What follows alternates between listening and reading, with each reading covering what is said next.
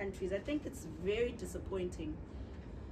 I mentioned this in the meeting as well, to see the posture that African countries continue to assume when it comes to leadership of their own people. African countries are comfortable with being failures, majority of them, of course not all of them.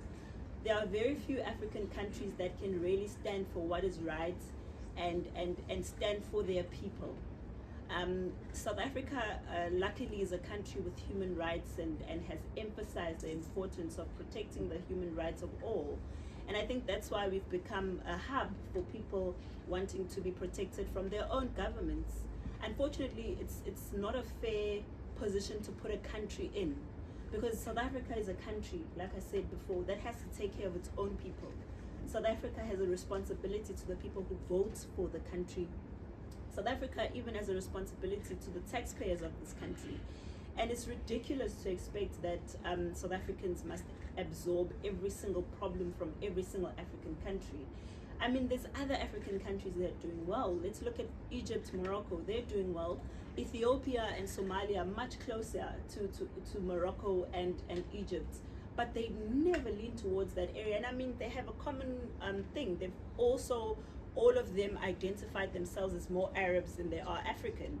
So it leaves you with the question, why are the Arab countries not naturally migrating to the Arab affiliated countries? Why is everyone trying to come into this small country? And there's only one answer to that: it's our laws. And our laws have allowed us to become victims of even the worst kind of criminals. I mean, we sat in a meeting with the Department of Home Affairs, who told us that someone who is caught in Botswana or runs away from Botswana, comes to South Africa and looks for refugee or asylum seeker status, but they're running away from the death penalty in Botswana, cannot be taken back to Botswana by law in this country, even if they committed all of those crimes. So we asked, okay, what's the next best thing that you do with the person like that? Because naturally, we don't want them in our community either. And the Department of Home Affairs says that no, there's nothing that they can do, because this person was not prosecuted in South Africa. They were prosecuted in Botswana, but now they're facing the death penalty, so we cannot take them back to be prosecuted in their own country, regardless of whether or not this person is the worst kind of criminal, a cannibal at worst.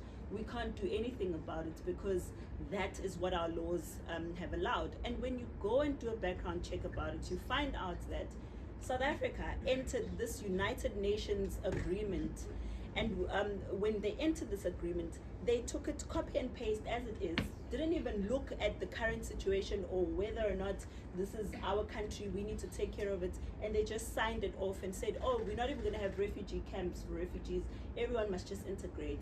Now this is where the problem is. You can't forcefully integrate people with people that they don't want to.